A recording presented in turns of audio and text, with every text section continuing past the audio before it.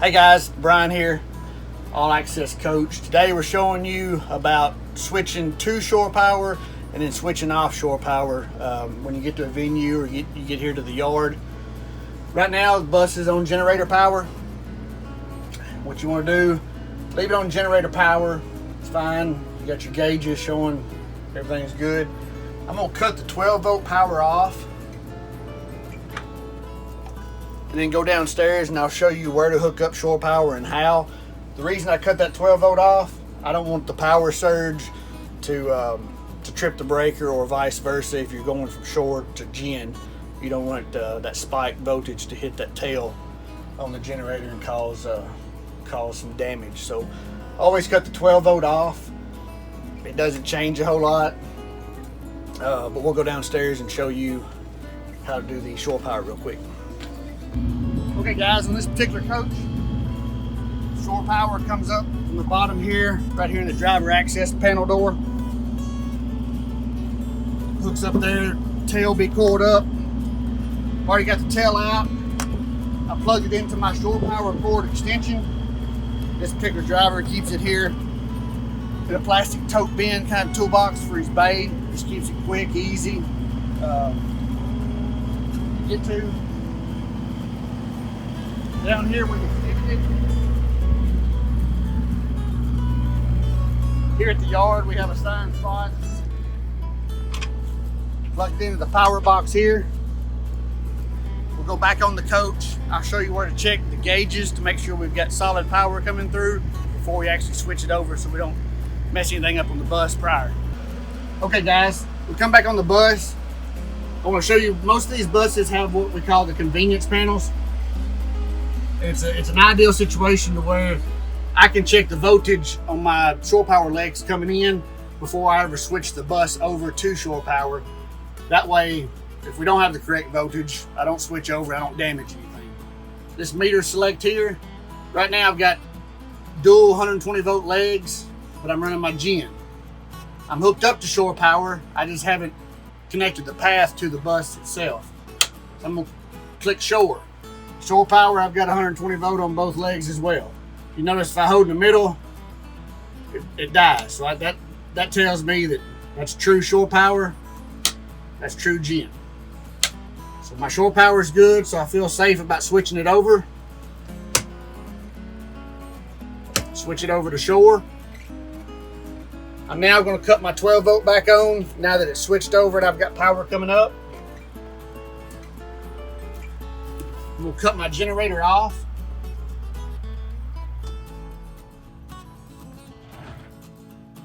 My roof air is out here running.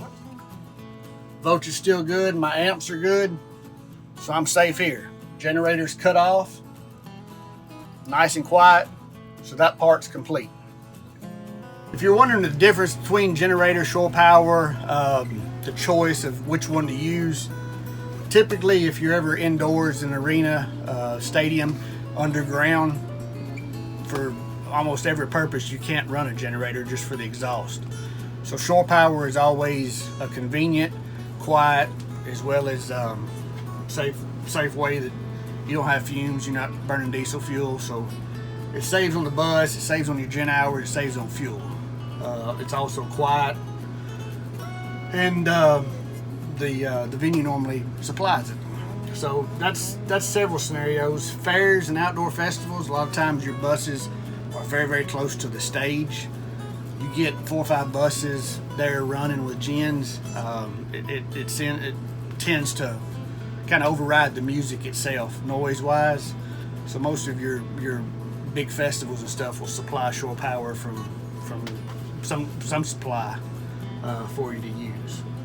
But that's why, is for the quietness, no fumes, no burning diesel fuel, scenarios like that.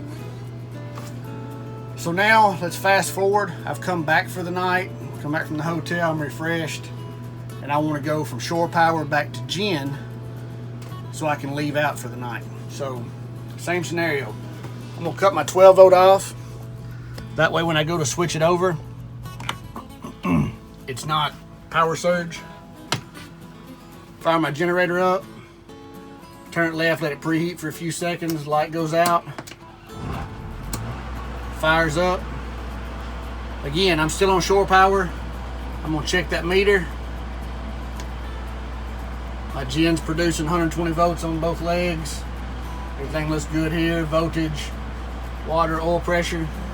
So I'm gonna go downstairs, switch over.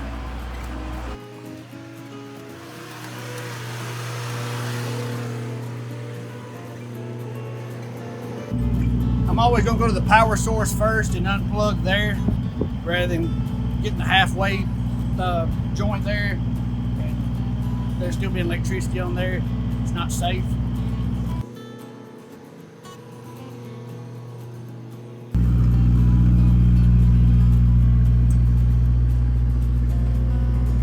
I've unplugged my main source of power. Come back up, unplug the bus tail from my shore power extension.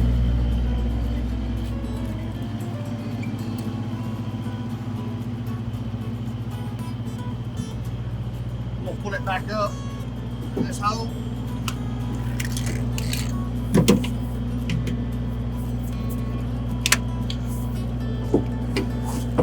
Coil it up, get it out of the way. Replace my cubby hole. Shut the door. I'm gonna roll up my cord extension, put it in the bay of my bus. And I'll show you what we're gonna do upstairs.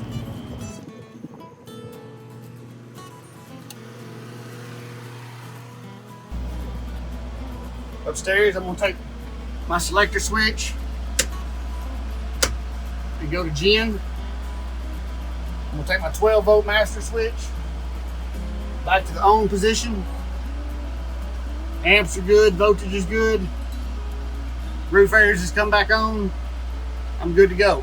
Now I'm gonna pre-trip my bus, head to the next city.